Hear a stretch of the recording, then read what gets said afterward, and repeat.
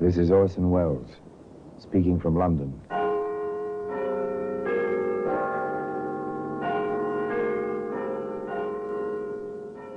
The Black Museum. Here in the grim stone structure on the Thames, which houses Scotland Yard, is a warehouse of homicide. A warehouse where everyday objects, a phonograph record, a desk pad, a flashlight, all are touched by murder.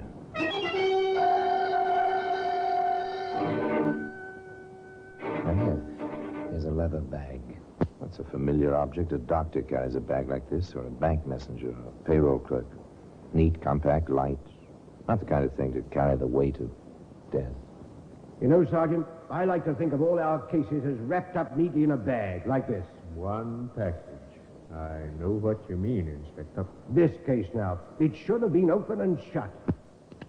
Like that. Today, that leather bag can be seen in the Black Museum.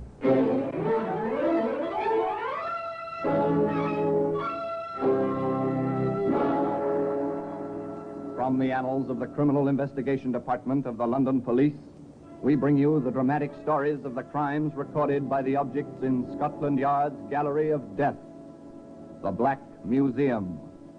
In just a moment, you will hear The Black Museum, starring Orson Welles.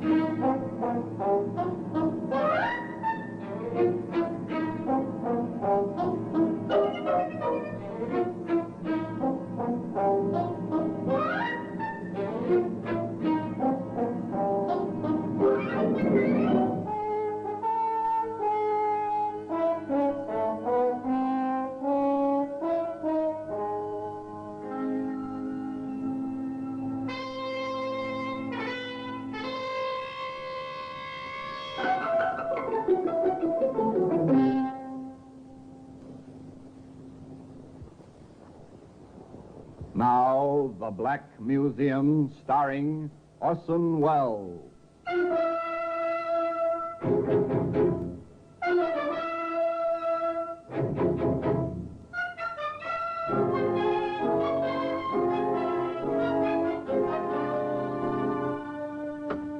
Here we are. Here we are in the Black Museum, Scotland Yard's mausoleum of murder. It's by now a familiar place, at least to me. The vaulted ceiling with its sinister shadows, the stone floor, the endless shelves, the wooden cabinets, all familiar, all dedicated to the memory of murder. Here lies death, dormant now, silent, but still death. Mysterious, though carefully identified by the plain white labels. Repelling, though fascinating. The means to murder, arranged on exhibition.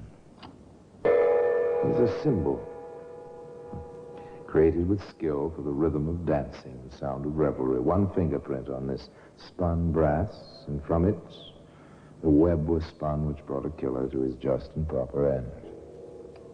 A revolver designed for death. Have you ever heard of Russian roulette or death by chance? There was no chance in the game where this revolver was used. The victim was picked. The murder was deliberate. The leather bag. Part of a puzzle. A jigsaw puzzle involving life and death and greed, which was never quite completed. A puzzle which began in the railroad yard at Almouth, in the coal district around Newcastle.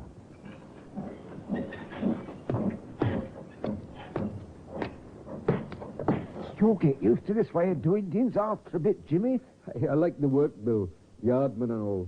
Only I keep wondering where the trains come from and where they're going. You'll get over that, my boy. When you're coupled and uncoupled as many cars as I have, it'll be just routine. Train comes into the yard, like this one. climb aboard, check the carriages, each compartment like we're doing now, then break it up, reassemble, have it on its way again. Here now. What's all this? Looks like paint to me. Somebody spilled something on the carpet. Left whatever it is under the seat here. Yeah. Ain't that pretty? Have a look, Jimmy. It's a man. Dead. I've seen enough dead uns in the war to know about that. This is for the police. Murdered. Sure enough. His hat's here. Don't touch anything. This is for the police, like I said. The elder yardsman left his helper on guard and found his way to the nearest call box. Shortly after, uniformed constables took over, and within minutes, Inspector Hunt and Sergeant Lewis were on the spot. Broken spectacles, Inspector, and the man's hat. Name, Warren King on the band. Any other identification? Passed to the premises of the Bannister Colliery, Work for the mine company. and a return ticket to Newcastle. Yes, you won't be needing that with 5 bullet holes in his head. Well, nothing else here, but we'd better broadcast the information we have on him. Someone on the train may have seen him with someone else. Usual routine, The Sergeant. steady, inexorable routine of the police. Notify the employer, the next of kin. Advise the newspapers and the BBC. Request information. It's on the 9 o'clock news broadcast, Inspector, and I have a bit of information which may be of value. Oh, what is it, Mr. Olney? I saw King with another man in the station at Newcastle yesterday morning. You're certain it was Warren King? I've known him for years. Not well, but well enough to have seen him socially occasionally. I saw him with his little leather bag just as we went through the gate for the Almouth train. Leather bag? Why, yes. Friday's payday at the Bannister mine. King was payroll clerk. He always drew the cash to pay off the men and took it down to Almouth himself. Oh, and the man with him. Did you get a good look? No one I knew, but I did have a good look at him. On the tall side. Brown suit, blondish hair, quite well built. I should judge he was about 35 years old, weighs about 180 pounds. You got that description taken down, Sergeant? Yes, sir. Good. We'll have an all-station alarm on him and broadcast the description. It can't hurt at this stage of the game. Mr. Olney, would you... Another step in the routine, another broadcast description. Wanted for questioning concerning the shooting on the Newcastle Almouth local. Now, of course, the rumors came in. I saw him. On a bus it was. The exact description, even the brown suit. And he looked guilty, if you ask me.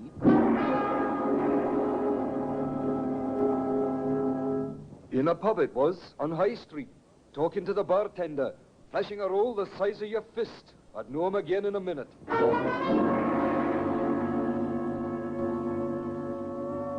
He was sitting across from me on the train, right in the same compartment. Me in the same compartment, that close to a murderer.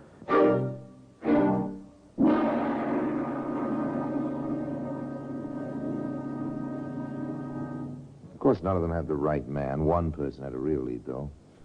A woman friend of Warren King's. I'd seen Warren occasionally. Nothing important, just platonic. But he did take me out, and I came to know some of his friends. Maybe you have their names, please, miss? As far as I know them. Fred Olney was one. Yes, he's been in to see us. Oh? Then there was Larry Jones and Joe Evans. He's the important one, Why, especially? because he fits the description perfectly. Snappy dresser. Played the ponies, too, I think. Oh, did he?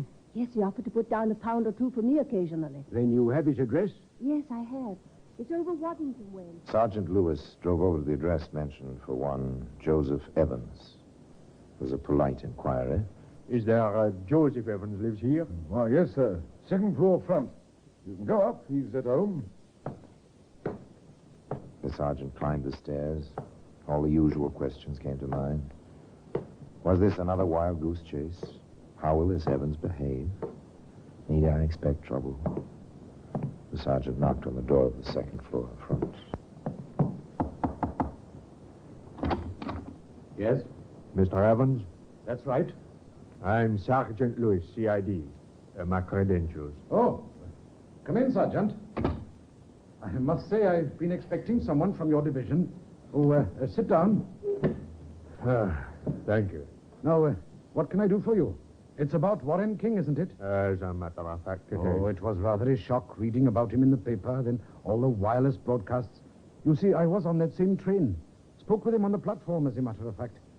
Run into him as we both fought on. Rather a disarming fellow, this Evans. Eager to discuss the whole case, but none too helpful, however, as Sergeant Lewis reported. The man fits the description we broadcast, Inspector. He states, here, he put it down in writing.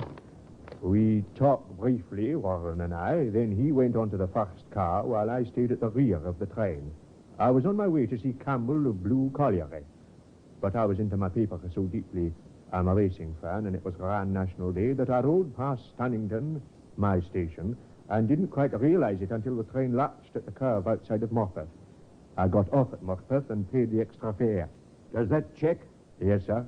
The ticket inspector at Morpeth remembers him. What about Campbell, this man at the colliery? I haven't been able to get him yet. He was in the shaft all morning. Well, it might be just as well, Sergeant, if you took the train down there and saw Mr. Campbell personally. One never knows what there is. The Blue Colliery was no different than any other local coal mine in the area. Same black tipple, same cage, same coal dust. Mr. Campbell was the engineer in charge. What's that, police, you say? The CID Newcastle, sir. We're making inquiries concerning a Joseph Evans. I know the man. What about him? Did he have business with you this past Friday? Not that I know He says he was on his way down here to see you. of. He never got here. Were you expecting him? Were such visits a part of his regular schedule? I was not expecting the man. He's a free agent. Comes and goes without hindrance. I've no control over his doing. Thank you, Mr. Campbell. Was this a discrepancy in Evans' story? After all, he hadn't said that Campbell was expecting him. If you don't mind, Mr. Evans, Inspector Hunt would like to ask you a few more questions at headquarters. Evans was quite eager to cooperate. He went along with the sergeant while he was at headquarters. Mr. Evans is quite probably furious by now. Held at the station, waiting for you, Inspector. Yeah, no doubt. The place doesn't yield very much, does it? Just the pawn ticket so far. Not unusual for a racing fan to have such things in his flat. No, rather run-of-the-mill. We'll check them, though. One of the constables says you want me. You run this building? Run it and own it. I see. Would you mind telling us whether Mr. Evans was regular with his rent? Oh, he is now. He paid the 3 months he owed me last Saturday. And a man carrying a missing payroll was killed on Friday. Or did Joseph Evans make his killing on the Grand National? This would come out eventually, the inspector believed. For the present, the question of legal identification was paramount. There will be 9 men in the room, Mr. Olnip, all of the same description, approximately, as the man you told us you saw with Mr. King on Friday. We'll ask you to pick out that man if he's present. I'll do my best, Inspector. Well, Mr. Olnip? Right from the left. That's the man I saw with Warren King. That's the man we're holding. One question, sir. Did you see him enter the same car as Mr. King? No, sir. I looked away for a moment. When I glanced that way again, they'd both disappeared. I assumed they were riding on a train together. Thank you, Mr. Olnip. The identification parade had yielded some result. Yet all the time, the answer to the riddle lay in the plain leather traveling bag. Yes, that same bag which you can see today in the Black Museum.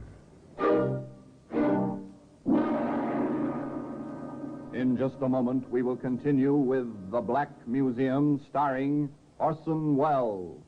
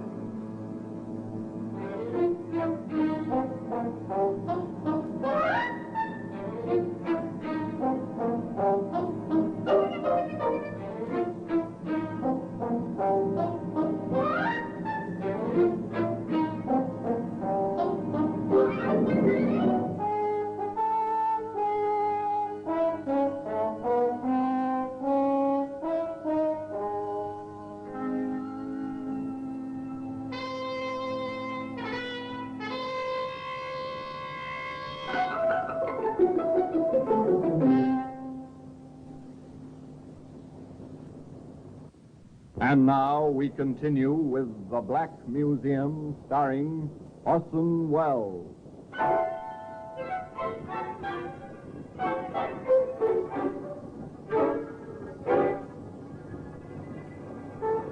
Nothing too much to go on as yet. Motive, opportunity, knowledge of the contents of the leather bag, and an identification. Nevertheless, the police felt that they had to take action. We are holding you, Evans. You'll be formally arraigned in the morning and charged with willful murder. Evans seemed shocked, but made the best of a bad job. I understand, Inspector. But I didn't kill him. That's the truth of it. I didn't kill him. In the meanwhile, some miles from Newcastle, a routine inspection was taking place at the bottom of the shaft of the Bannister mine. Oh, why all this sudden interest in number 3? Hasn't been worked in years. Oh, these timbers seem sound enough. Company's expecting to open up here again. All this defense effort and so on. The shoring does seem all right. Let's get along. Right. This gives me the creeps. Hello. What's this? Shine the lamp over this way a moment, Marty. There you are. Oh, what's this done here? Looks like a paymaster's bag, don't it? Let's have a look inside. Nothing in it but a few coppers. I am thinking we'd do best to report this to the front office. What with old King getting himself done in and all. Yes, you would do best to report this to the front office, gentlemen. You had no business opening that bag in the first place. The front office will turn the bag over to the police. Inspector Hunt and Sergeant Lewis will take it from there. Chances are it is King's bag. It won't be too difficult to get it identified. It's a long way from Marcus to number 3 shaft at Bannister. Yes, I was thinking exactly that. What train did Evans say he took back to Newcastle? The 11:52. Well, it's mathematics and conjecture now, Sergeant. Did Evans have time to get to that shaft and back to Morpeth before 11:52? I have the timetable and a road map, sir. I'll figure it. Good. Sergeant, how do you feel about the trial? None too easy, sir. You, sir? Well, frankly, I'd feel a lot better if we had the gun and could tie it to Evans. Too many loose ends in this one, Sergeant. Uncomfortable.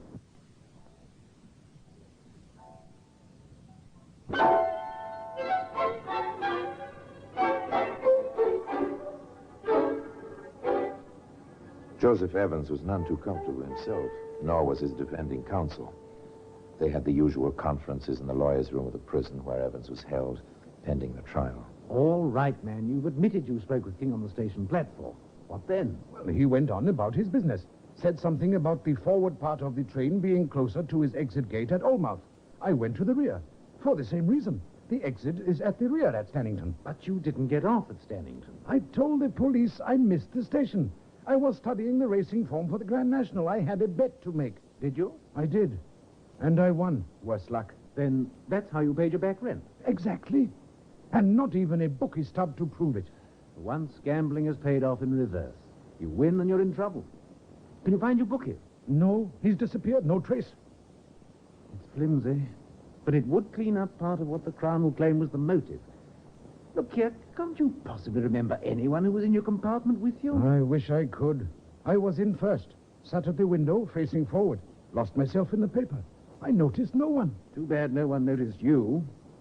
You haven't even a description? Nothing. Everyone was noticing me, not the other way round. King must have ridden alone with his murderer. No one seems to know anything about him or his trip, except that he was killed between Newcastle and Almouth. You worked for colliery too, didn't you? That's right. Then you knew that the wages are paid every second Friday. Of course. That's going to be hard to beat. It's not good. Your Mr. Campbell says he had no idea you were coming down. I was. That's the truth. You'd been there to see him before? Several times. Always on Fridays? If that was so, it'd help. I would like to say that. I can't. Campbell wouldn't bear me out. Oh, well, we'll keep at it. Looks like our only hope is someone who remembers seeing you in that last car. As I say, we'll keep at it. It was a strange case. Everyone, prosecution as well as defense, seemed to be groping in the dark, making use of intangibles. People were observant, people were blind, people volunteered information, others stayed away, or didn't realize they were part of the evidence. The Crown built a fairly strong, circumstantial case. I was present when identified. There is no question he was on that train that Friday morning. He could have made it to the number 3 shaft, tossed the bag down, and made the 11:52 at Macbeth. I tried it myself one morning. I managed it walking. The next day, I tried it from Stannington. It was impossible from there. Yes, sir. They knew each other, Mr. King and Mr. Evans. They all went on dates together 3 or 4 times. I can't imagine them meeting and not riding together on the same train. He's certainly having money trouble. I had no rent from him for 3 months. And all at once, he paid his due and a month in advance. The Saturday after this here murder. It added up. Evans was there. The timing seemed to fit the evidence. The 2 men were friendly. Evans had plenty of motive for a payroll robbery. He took the stand in his own defense. Then the truth, as you know it, and remember you're under oath, Mr. Evans, is that you did not ride with the deceased, and you did not either rob or kill him. That is the exact truth, sir. Thank you. Your witness. Mr. Evans, you stated under direct examination that you worked for Blue Collar. Yes, sir. Then you know it is the custom to take the payroll monies from the business offices of the mines at Newcastle to the mines themselves? Well, that has been the custom for many years. I did it myself for a time, some years back. But I always drew the cash from the bank at Morpeth to avoid carrying the cash all that distance. But it still was the custom in most cases to bring the money from Newcastle, and you knew about it. It was not my custom. You knew it was that of others? I never thought about it. I submit, sir, that when you saw the leather bag the deceased was carrying, you realized its contents at once. I never thought about that either. I had my mind on other things. On your financial problem? Among other things. Which you hope to recoup via the Grand National Horse Race? Well, one always hopes. Isn't it possible your reason for going to see Mr. Campbell was to borrow money from him? No. What then? You must have had some good reason for this trip. Well, it was in the line of business. Will you state what line of business? It was about some wages he was paying. On that Friday? I did not know if he paid on that Friday or the next one. You were at the mine the week before? I was. Were the men paid that day? I don't know. I don't remember. Mr. Evans, are you familiar with firearms? At one time, I was a guard. I carried a revolver in those days. Where is that revolver now? I don't know. Did you lose it? Or sell it? Or throw it away? I gave it back to the company with my uniform when I became an inside worker. Does the company own those firearms? Yes. Do you know where they're stored? Yes, I do. I ask you, Mr. Evans, did you take one of those revolvers with you on that Friday morning with intent to kill, use it against Mr. King, clean it and return it to its place before anyone noticed it was missing? No, of course not. Why should I? Can't you think of any good reason, Mr. Evans? No, of course not. I can think of several. Your financial problems, your intent to kill, even perhaps jealousy over Mr. King's attention to your mutual lady friend. That is not so. There was nothing. 5 bullets were pumped into Mr. King's head. 1 would have been sufficient. This suggests the additional motive of revenge. Well, Mr. Evans? I didn't kill him. I didn't. You can't make me say I did. I didn't do it. I didn't kill him. I didn't. Joseph Evans was not a good witness under cross-examination. He admitted nothing. But the impression that he knew many things which were left unsaid was vivid even in the stenographic record of the trial. The jury retired after 3 days of listening to the evidence. 2.5 hours later, they returned. Joseph Evans rose in the prisoner's box and faced them. The clerk asked, had they reached a verdict? We have. What was their verdict? We find the prisoner guilty. No, I am innocent. I spoke the truth. I never touched him. I didn't do it. I didn't do it. Who spoke the truth? The foreman of the jury or Evans? The only witness could never speak. And that witness, the leather bag, can be found today, as I've told you, in the Black Museum. Or Orson Welles will be back with you in just a moment.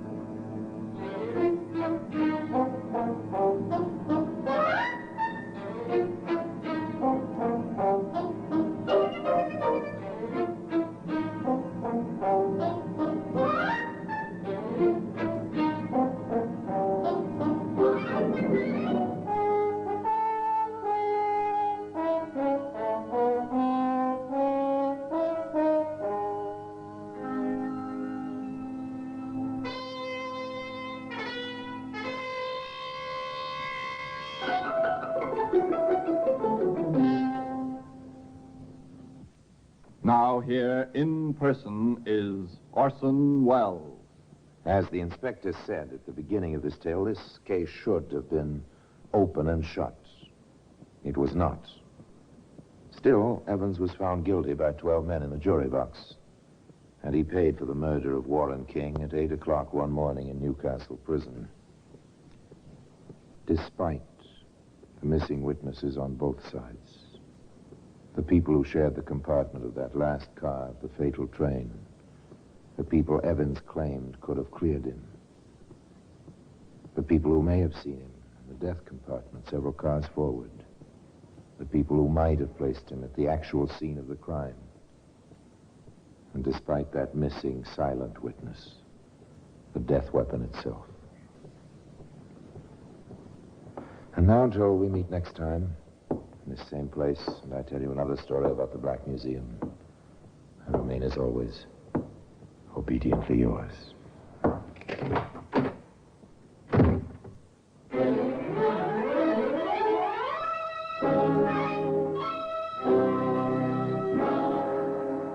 The Black Museum, starring Orson Welles, is presented by arrangement with Metro-Goldwyn-Mayer Radio Attractions. The program is written by Ara Marion, with original music composed and conducted by Sidney Torch. Produced by Harry Allen Towers.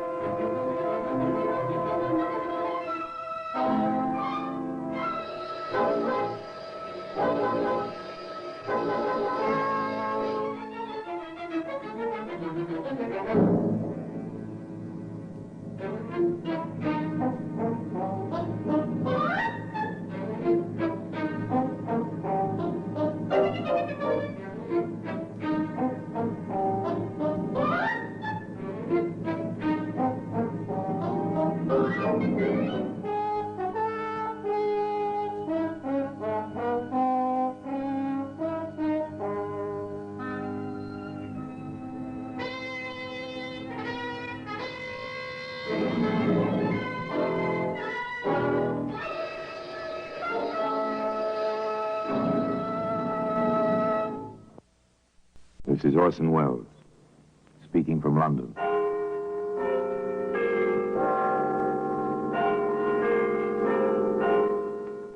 The Black Museum. Here in the grim stone structure on the Thames, which houses Scotland Yard, is a warehouse of homicide, where everyday objects, a magazine, a cigarette lighter, a student's lamp, a paperweight, all are touched by murder. Here's a letter. It's a familiar object, handwritten, rather good bond paper. No imprint on the top, merely a date. A simple single initial for the signature. You notice the same thing about this letter that I do, sir? Rather a well-formed handwriting. More than that. This letter was written by an educated person. A very well-educated person. But for what a purpose? Well, today, that letter can be seen in the Black Museum.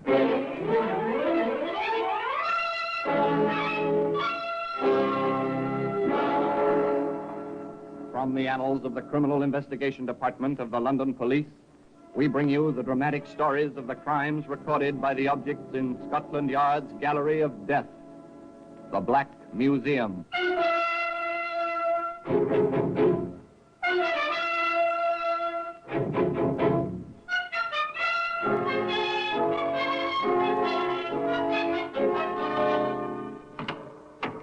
And here we are, in the Black Museum.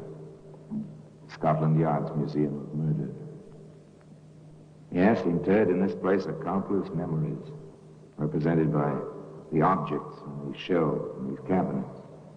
Memories of terror, horror in the night, of the ultimate cruelty between man and man, the killing of one human being by another.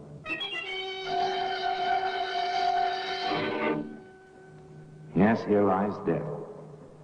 In serried, endless ranks, pitiful instruments, not only guns and knives and poisons and the cords of the garroters, but the simple things, spoons and cups and even, yes, here, for instance, is a baby's pacifier, complete with the ivory ring. It's horrible, isn't it? Because dropped in a bedroom, it led to a woman who was a nurse. Dropped in a bedroom, it took that woman up the 13 steps to a hangman's noose. Here's the letter. The letter I told you about. The letter of today's story. This one begins innocently enough in a bank. As a man steps to a teller's window. Will you cash this for me, please? Do we know you, sir? I have an account here. You can check the signature. Yes, sir. That'll take just a moment. So normal, so much in the ordinary course of daily business. The cashier goes to the files, compares the signature on the check with that on file, returns to his wicket. Everything seems to be in order, sir. How do you wish the money? 2 5s, the rest in £1 notes. Very well. There you are, sir. It's your account. The customer counts the bills, nods that they come to the proper amount, and walks away out of the bank. A week or so later, in the office of the manager of that bank. Of course, we understand how you feel, Mr. Holt. The cashier in question will be here in just a moment. One would expect a bank to protect a depositor with more care. 3 forged checks, each one successively larger. Apparently, the forger felt himself safer each time. Apparently. If I hadn't requested my statement and the vouchers ahead of time this month, this might have gone on almost indefinitely. Mr. Holt drums his fingers angrily on the manager's desk. Both men sit silently, awaiting the arrival of the cashier. You sent for me, sir? Yes, Hollingsworth. Your initials are on these 3 vouchers. Do you remember the man who cashed these? Yes, sir. Quiet sort. Very dark. Seemed on the tallish side. Nothing at all like the gentleman sitting here. Oh, not at all. Ah, I see. Well, this gentleman is Mr. Holt. But I compared the signatures, sir. Our usual routine. Is this a case for the police, sir? It certainly is. And I intend to see to it that the police find the perpetrator of this forgery. Forgery. And apparently quite a clever job of it. After all, the cashier did compare the signatures, and the cashier was honest, no question about that. What then did Scotland Yard have to say about it? May I ask, Mr. Holt, if you've written any letters recently to anyone you don't know? I'm a solicitor, Inspector. I have a great deal of correspondence. Of course. Let me ask you something else. Have you made any debt collections within, say, the past 6 weeks? Well, now, let me think. Yes, there was that Mr. Arthur. He'd had a bit of a difficulty with Mr. Harris. Asked me to write a letter. A lawyer's letter, you understand, Inspector? Yes, of course. Go on, sir. I wrote the letter. Mr. Harris paid his debt at once. About £50 it was. I deducted the usual fee and remitted the balance to Mr. Arthur, that was all. But you signed the letter yourself? Of course. It's not a new trick, but it's been used quite often lately. I really don't follow you, Inspector. That's how the forger obtained your signature to trace our copy. What? But that's... Quite simple, yes. And the chances are that neither your Mr. Arthur, whom you saw, nor Mr. Harris, whom you did not see, neither one of them was the forger, as we've come to call him. Then you had similar cases? Many of them. And no trace of the culprit? Never a trace, nor any link. He knows what he's doing, this fellow. Clever, in a diabolical sort of way.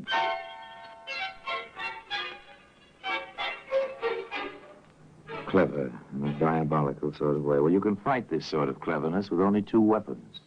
Patience and vigilance.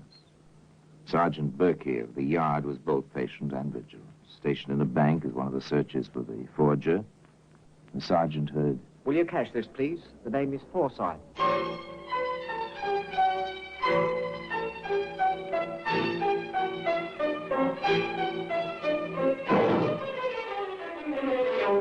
Beg pardon.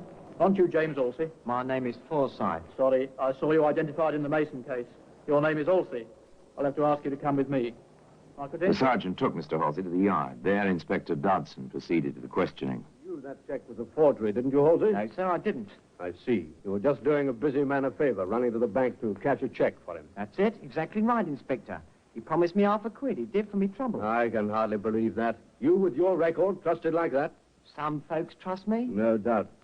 Any questions, Sergeant? Yes, sir. Look here, Alfie. Where were you supposed to deliver the money? Carter and Company Limited, Queensbury Building, to Mr. Forsyth. Same name as was on that cheque. That's all I know. Except I'm out £1/4 and in trouble besides. No use, Sergeant. There'll be no Forsyth at Carter and Company. Let this fellow go. He's telling the truth for once.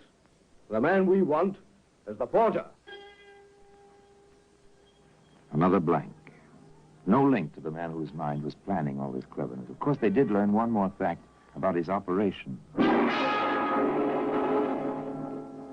Just before we close the file, I think we might check up and see if we can learn anything from the real Mr. Forsyth.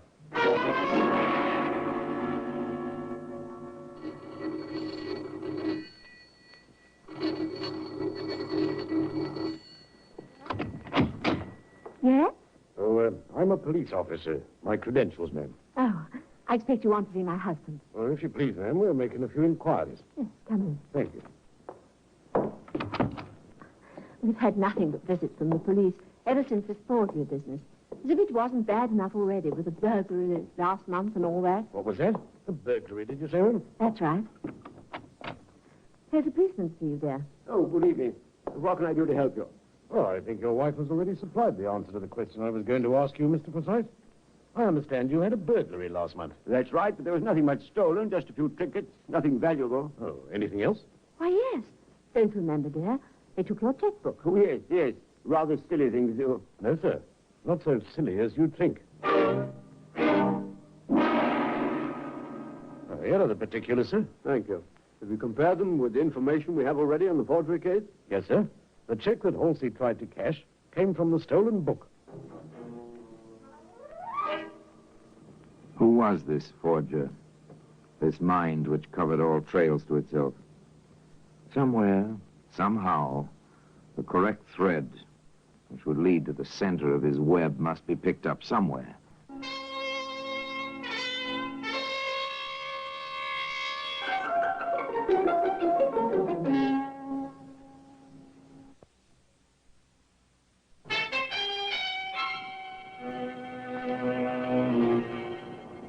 I believe some money has been pressed to my credit here from my bank in London. The name is Harrison, Charles Harrison. I'll see Mr. Harrison. Just a moment, please. You know how this is done, of course. You deposit money in one bank in, say, London. Notice the draft is sent at the depositor's request to a branch of the same bank in another city. You arrive in that city, identify yourself, and receive your money. Usually it's a fair amount, too large to travel with. How much is this draft of yours, sir? £250. The amount's correct. It was deposited in our London office by Mr. Harris Thompson. That's right. With instructions to pay to him in person. I'm here. You wish identification? I have it. But you're Mr. Harrison. Charles Harrison. You said so a moment ago. I'm Harris Thompson. I see. Perhaps the London branch made a mistake. I'll get in touch with them and come back tomorrow. Sorry to have bothered you.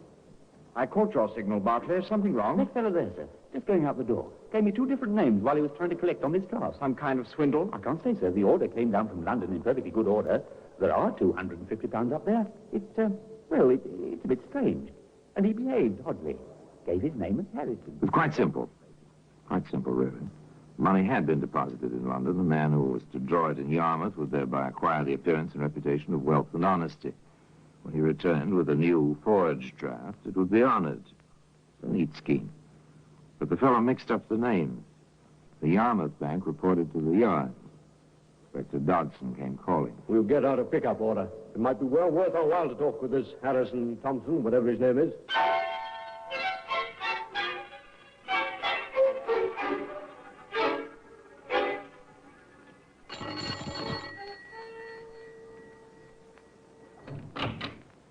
Yes? Does Mr. Harris Thompson live here? What name? Harris Thompson. No, doesn't live here. Oh, that's a pity. I had something for him. Oh, what was that? Something important. Could you leave it? Well, no, I've got to give it to him in person. Confidential, you see. Oh. Well, wait a minute.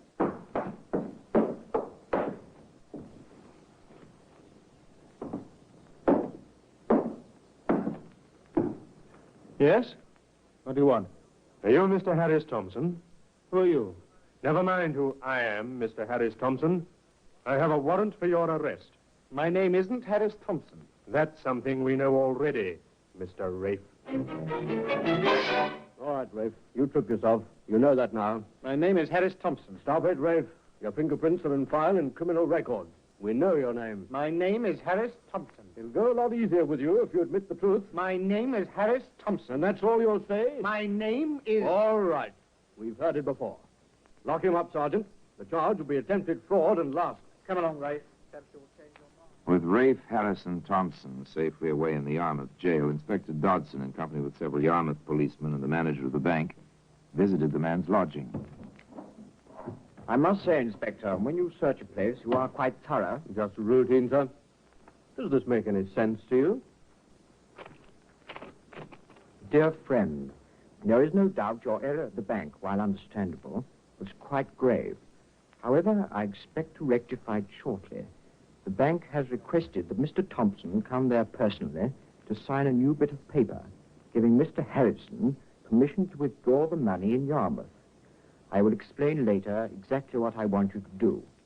In the meanwhile, do not come up to London. Caution has always been and always will be my watchword. Trust me, sincerely yours, J. While this fellow is describing our regular procedure where identification is in doubt. I see. Do you notice the same thing about this letter that I do, sir? Rather a well-formed handwriting. More than that. This letter was written by an educated person. A very well-educated person. But for what a purpose? Yes, the phrasing is simple, but the words he uses, it's a little difficult to understand, isn't it? Why someone with education would involve himself in something like this? Well, when we find Jay, we may have an answer to that. In the meantime, I think we may have our first direct link to the forger. Well, today, as I told you, that self-same letter can be seen in its place in the Black Museum.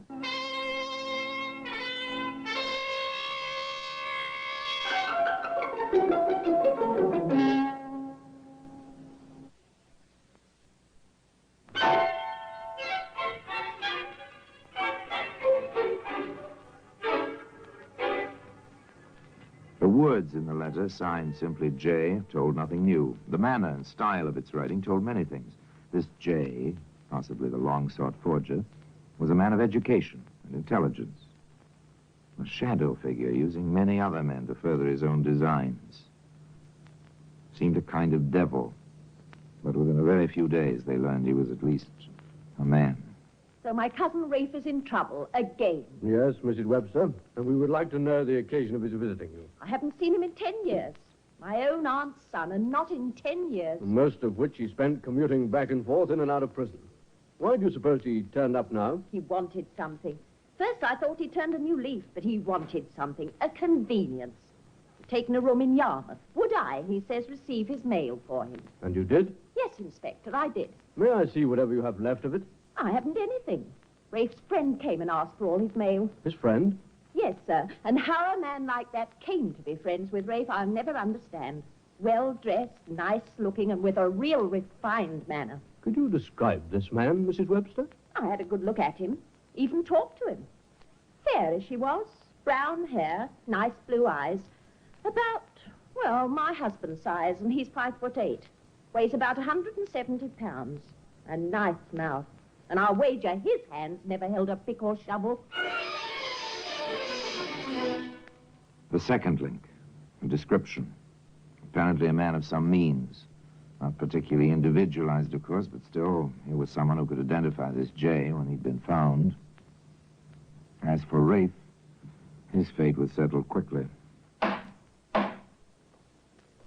Rafe Martin, you have been convicted of fraud, attempted fraud, and conspiracy to commit fraud. Have you anything to say before sentence is pronounced? What for, your lordship? Your mind's made up. Nothing I will say can change it. Very well.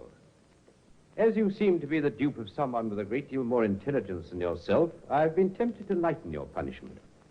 However, your intransigent attitude toward the law enforcement officers in this case, your attitude in court, and your past record removed all such temptations.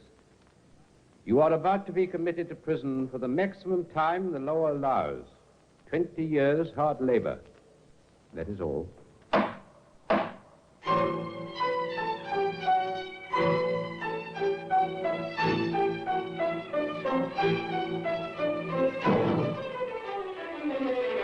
An underling, a dupe, went to prison. Shortly after his arrival there, Dartmoor, Rafe had a visitor in his cell. Surprised, Rafe? Only if you were to be my cellmate. Hardly that. But I may have the key which will unlock that door before you expect. I make no deals with coppers. 20 years is a long time. You'll be an old man when you get out. What of it? In fact, 20 years may be a life sentence for you. Nothing I can do about it? Isn't there? I think you know exactly what you can do about it. I don't talk. Your friend Jay didn't help you much in court, did he? Why should he? I don't think you owe him anything. Chances are he had the lion's share of all your little dealings, and now he's free to go right on while you're in here. Think about it, Rafe. If you change your mind, the water... Rafe thought about it. Honor among thieves. Up to a point, perhaps.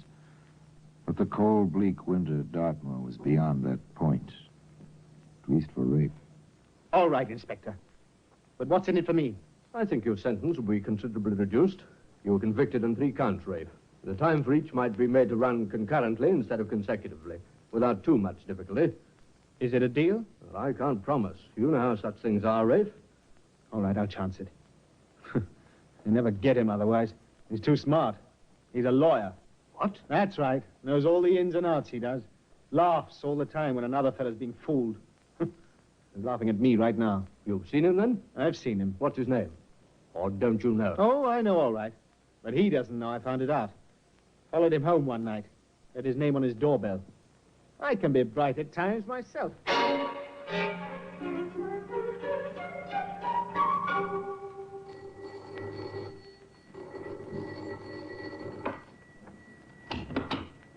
Yes? Mrs. Seaforth? Mrs. Joseph Seaforth? I'm Mrs. Seaforth. Is your husband at home? I'm sorry, no. Would you care to leave your names? We're from Scotland Yard, madam. We have a warrant for your husband's arrest. Arrest? Joe. What can you've done? That's a long story, Ma'am. It's taken us quite some time to track him this far. When do you expect him back?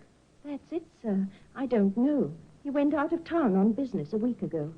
I haven't heard from him since. He's never done anything like this before, never. Gone. Joseph Seaforth, the forger, disappeared. But there are certain rules of thumb the police follow in situations like this. They know what happens when the wanted notices appear in the post offices all over the country. Now, remember, I want every lead that comes in followed through.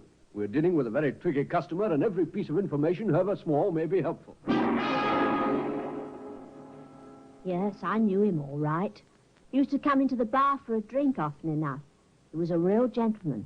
Distinguished looking. Oh, have you seen him recently? No, haven't seen him for months.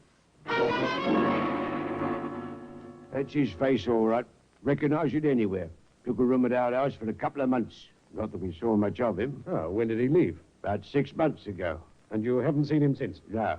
I know so far, William, I'm confident that somewhere, sometime, somebody who's seen that wanted notice is going to meet up with Seaforth again. Hello there, Mr. Seaforth. But my name's not Seaforth. It's Saunders. It's Seaforth, all right. And mine's Halsey. Jack Halsey. One of the fellas you pretty near got into trouble, like you got Rafe Martin into trouble. I'll appreciate it if Don't waste your breath. Your picture's up, see? And a right good likeness it is, too. Oh. All right. I am Joseph Seaforth. And now that you know, how do you like to make some money with me? Money? How? I have a check. It's a good one. Will you cash it for me? What kind of knock do you think I am? Once burnt, twice shy. That's me every time. We've reason to believe, Halsey, that you've seen Seaforth. What if I have, Inspector? We want to know where. Why should I tell you? I would if I were you. We have enough on you to make you rather uncomfortable for a fair amount of time. All right, I saw him in a pub in Whitechapel. He hangs about down there a lot, I hear. Pass the word, Sergeant. We know Seaforth's in Whitechapel somewhere. Circulate his description to all stations. And, Sergeant. Yes, sir? Put the pigeons onto it, Sergeant. They'll know a lot more about him a lot faster than we will.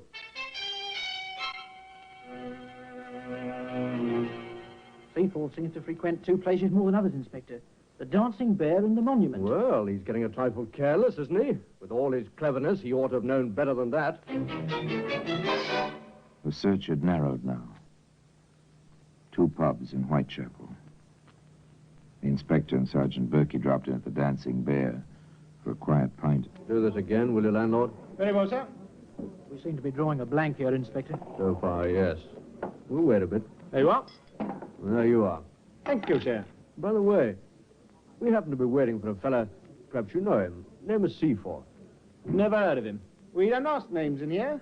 One man's money is as good as another, as long as you don't cause trouble. That's the only way to stay in business. The inspector and the sergeant finished their ale. They lingered briefly, then All right, Sergeant. We'll go now. they left. Outside the door, the inspector turned back. Watch the landlord, Sergeant, through the window. I see him, sir. He's heading for the back room. Come along, Sergeant, before our man gets out of the back door. The fire door, sir, on the right-hand side. Good enough. Drake, I'll be on my way. How are you, Mr. Seaforth? You're barking up the wrong tree, copper. This man's name is Saunders. Stay out of this, landlord, if you want to stay in business. My name is Saunders, and if you are the police, it's hardly necessary for you to molest decent citizens. It's no good, Seaforth. I think you know that. We have a warrant, and your fingerprints from your own apartment. All right, Seaforth. It's finished now. Perhaps one day you'll tell us why you did it. The law can be very dull. When you know it and turn it on itself, there's excitement of a sort. Perhaps one day you'll tell me how you picked up the proper thread. It doesn't matter very much at the moment. And the silent witness to that whole story is today in the Black Museum. Orson Welles will be back with you in just a moment. The trial of Joseph Seaforth was swift. One somewhat strange incident did occur, strange in the light of the man's background, previous experience. Throughout the trial, he made no effort to defend himself. He seemed quite ready to accept whatever punishment was determined for him. And then, as the judge was about to pronounce sentence, Seaforth requested the record of his case. He wished, he said, to enter objections to what he felt was inadmissible evidence. The judge denied the request on the grounds that the objection should have been made before the verdict was announced. So Joseph Seaforth went to prison for 20 years. And it was never determined why the lawyer in him awoke, only when it was too late. And now, until next time, till we meet in the same place and I tell you another story about the Black Museum, I remain, as always, obediently yours.